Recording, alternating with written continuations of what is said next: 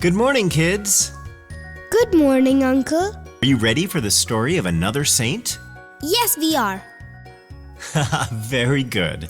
Today I'm going to tell you the story of Saint Christopher. Wow! Saint Christopher is one of the most popular yet most enigmatic Catholic saints.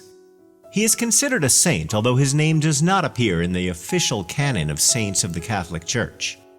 We are not even sure of his name, and there are several stories surrounding him. He is listed as a martyr named Reprobus, who died under the Roman Emperor Decius in 251 AD. Most Catholics refer to him as Saint Christopher, and his medals and devotions are most common among them. What I'm going to tell you now is based on a legend of this saint.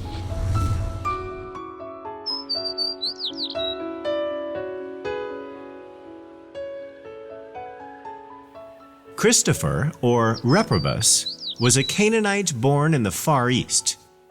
Even as a young boy, Reprobus was taller and stronger than the boys of his age. Come on. It's of no use.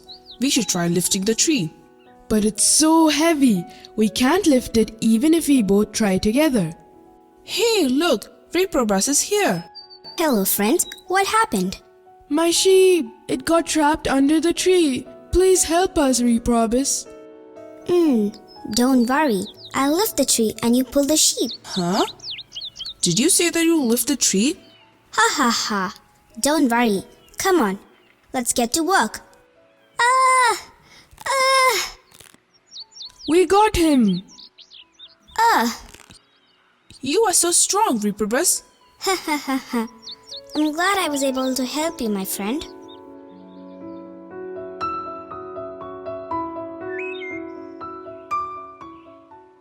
As the years went by, Reprobus grew to become a very strong man. He looked like a giant towering above all the people. When he grew old, he left his village and went to work for the king. Reprobus, it's so good to see you. Hello, my friend. Where were you all these months? I was working for the king of Darcia. I was fighting in his army. Why don't you work for our king? Why did you have to leave the job? The king was so fond of you. I know. But I want to work with the most powerful person in this world. So, is this king of Darcia the most powerful?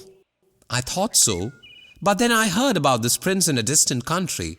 Everyone is saying that he is the most powerful person in the world.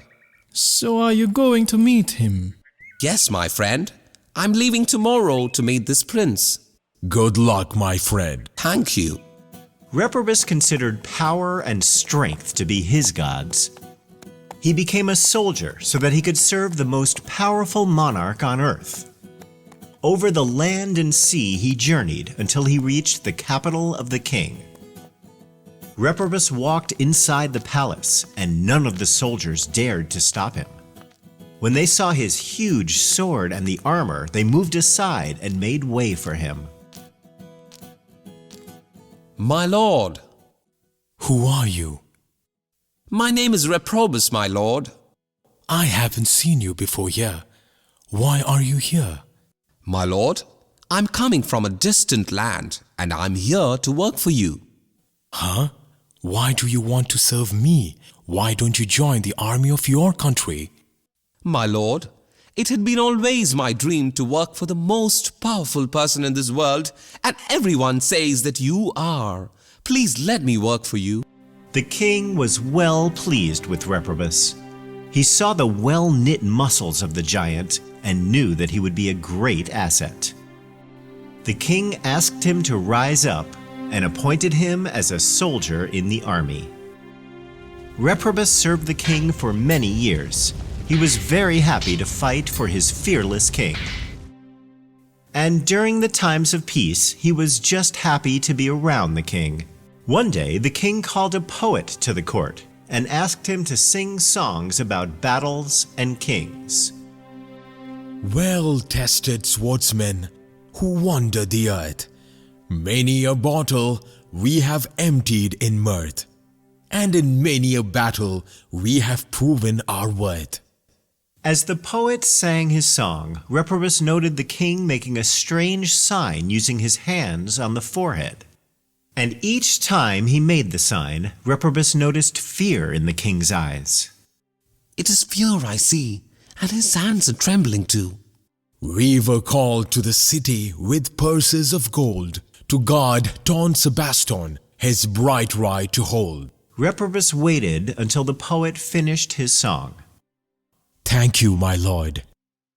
And when he finished the song, and when everyone went away, Reprobus asked the king, My lord, please tell me the meaning of the sign you drew on your forehead. Oh, that. Please tell me, master. I saw fear in your eyes, and your hands were trembling too. Are you afraid of anything? Who, me? No, Reprobus.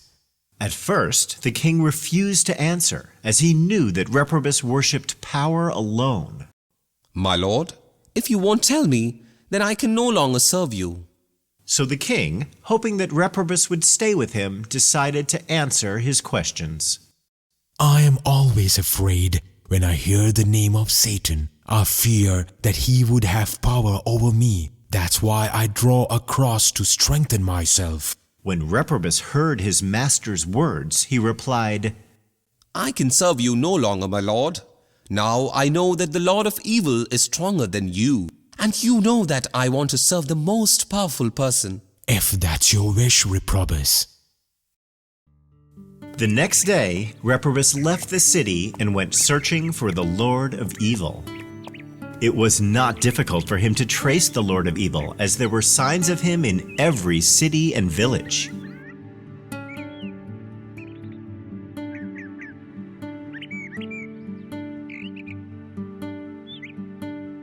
My son! Reprobus heard the cries of people wherever the Lord of Evil had been. He saw the tears of women and little children. The giant would have stopped his search if not for his love for power. Reprobus finally found the Lord of Evil deep inside the forest. When he expressed his interest to serve him, the evil lord agreed. For many days, Reprobus served the Lord of Evil.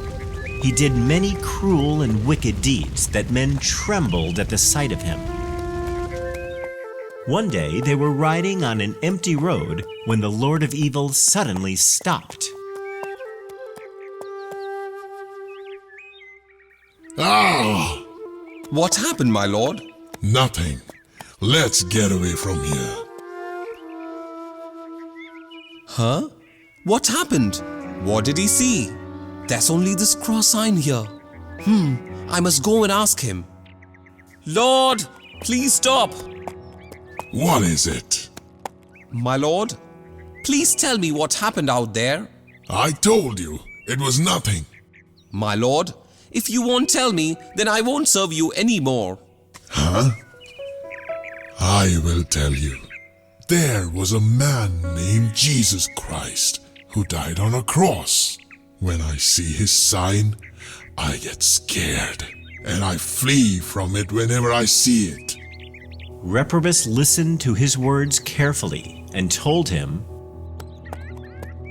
Then Christ is greater and mightier than you. You are afraid by just looking at his sign? I will serve you no longer, for I must find Christ, who is even more powerful than you.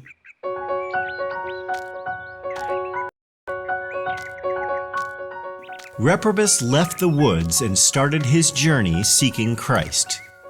He wandered for many days and nights. He was now no longer a soldier, but he was a pilgrim seeking Christ.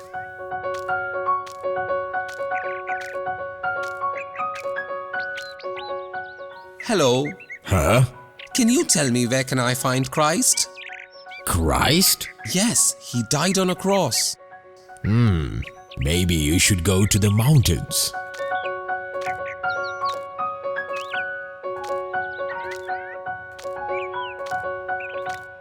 What are you doing up here? Oh, hello there. Hello? Do you know where can I find a man named Christ? Christ? Did he die on a cross? Yes, he did. I've heard my father say that he lives near the sea. The sea? Yes, the sea. You should go there if you want to see him. Huh? Reprobus asked many people if they knew where Christ lived, but none of them could help him, and they sent him in different directions. He was determined to find Christ, and he wanted to serve him. He kept searching for him tirelessly.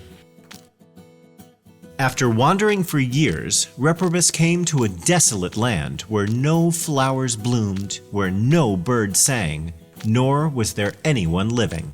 Huh, what is this place? Huh? Isn't that a hut? There must be someone living inside.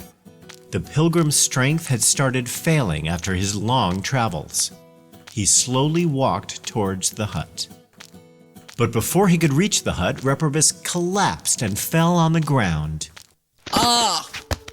As he lay on the ground, he heard a voice say, "Lift up your heads, O ye gates, and be you lifted up the everlasting doors, and our King of glory shall come in." Wake up, son. Huh? What just happened? I think you collapsed and fell. Huh? What about the voice I heard? Did you speak them? What? I don't know about that, but you look tired. Come, I will help you to my hut. That hut? Do you live there? Yes, I live there. Now get up. The hermit took care of Reprobus for many days. As he regained his strength, he told the hermit what he was searching for. Jesus Christ! As the sun went down, the hermit sat by Reprobus and told him the amazing story of the cross and of Jesus Christ. Reprobus had never heard such a strange tale before. The courage of Christ was greater than he had ever dreamed of, and his love was far stronger than he could imagine. I'm taking a vow today that I will serve Christ forever. For now I know that He is the King of the world and the heavens. You fool!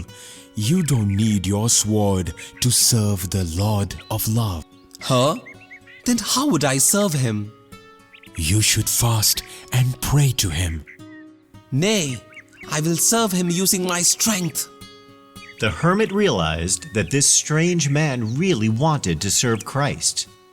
He then figured a way for him to serve the Lord.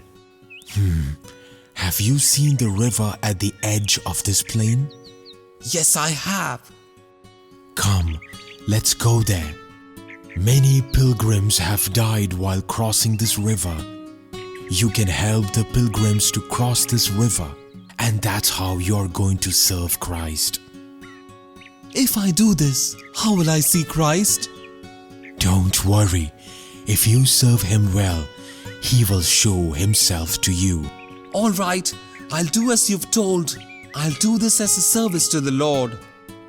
Build a hut and start living here. Pilgrims will come from distant lands.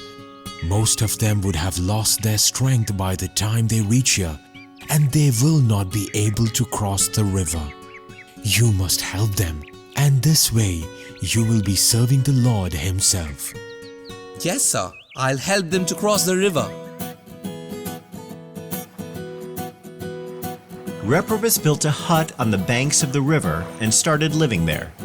Like the hermit said, pilgrims from all over the world came to the riverbank. Old men and young, little children and maidens, all of them sought the help of Reprobus to cross the river. He raised the weak men in his arms and stepped into the icy river. In one hand he held his staff, upon which he leaned when the water was flowing swiftly. Sometimes the water rose rapidly, but Reprobus was so tall that the water never rose above his head.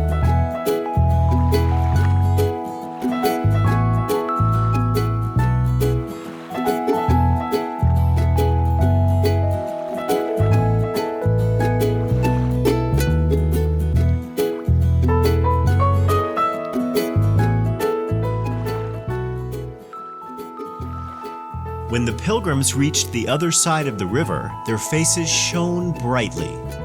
Reprobus was delighted when they thanked him. Months and years passed by, and Reprobus continued to help the pilgrims. Sometimes he had to work tirelessly day and night. Slowly, he started losing his strength as well. One night, there was a heavy storm near the river, and Reprobus went inside the hut to get some sleep.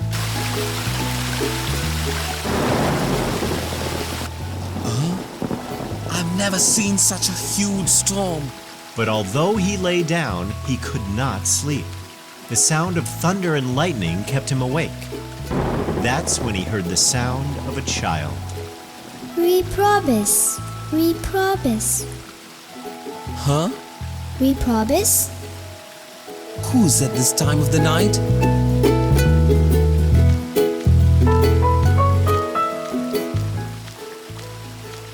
But when Reprobus opened the door, he saw no one.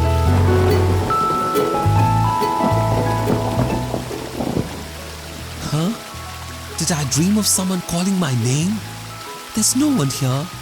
But as he laid down, he heard the voice again. Reprobus, Reprobus. Huh? Isn't it the same voice?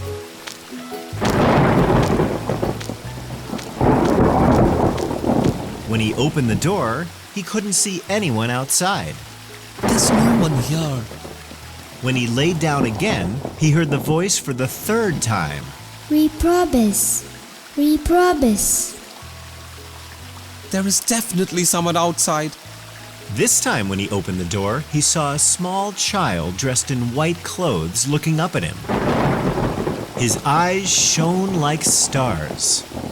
The child smiled at him and said in a voice that rang like music in the storm, Reprobus, will you help me to cross the river? Without saying a single word, Reprobus scooped up the boy and placed him on his shoulders. He grasped his staff and set out into the raging stream.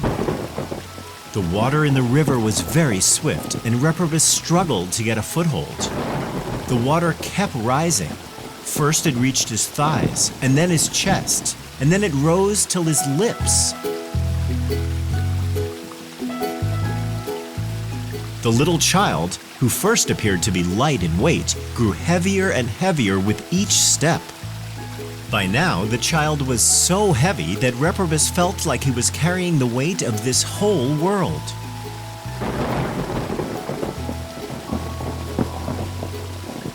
He stumbled ahead, struggling with each step. He worried that if he fell down, the little child might lose his life. In his plight, he let go of pride and cried out aloud to save him. Help, O King of Heaven! My strength is gone, and the water is above me. I can stand no more. Please help me. Reprobus then felt as if he got a little stronger. With this new strength, he started walking again in one last desperate effort. Reprobus finally managed to reach the riverbank. He gently placed the little boy on the ground and said, Child, you put me in great danger. You weighed as if I was carrying the whole world on my shoulders. I have borne no greater burden in my life. When Reprobus looked at the face of the little boy, he realized that he was not a normal boy. Huh? Huh? You are the king. My eyes have seen the king. Ha ha ha. You are right. I am Jesus. Not only the whole world, but also the one who made it. I am Christ, your King, whom you are serving by doing this work. Christ then baptized Reprobus in the river and gave him a Christian name, Christopher, which meant Christ-bearer. Christopher spent the remainder of his life in the service of Christ and worked tirelessly to spread his teachings. He died a martyr in Lycia in 251 AD. Wow, that was such an amazing story. When is his feast day, Uncle? His feast is celebrated on July 25th every year. Even though the Church has removed his name from the list of saints, people continued to worship St. Christopher, especially the travelers. Travelers wear St. Christopher medals around their neck or place his medallions on the dashboards, etc. My uncle has a medal of the saint as well. Yes, he is considered the patron saint of travelers, bachelors, gardeners, and so on. All right, it's getting late now. I will tell you the story of another saint tomorrow. Goodbye, children. Goodbye, Uncle.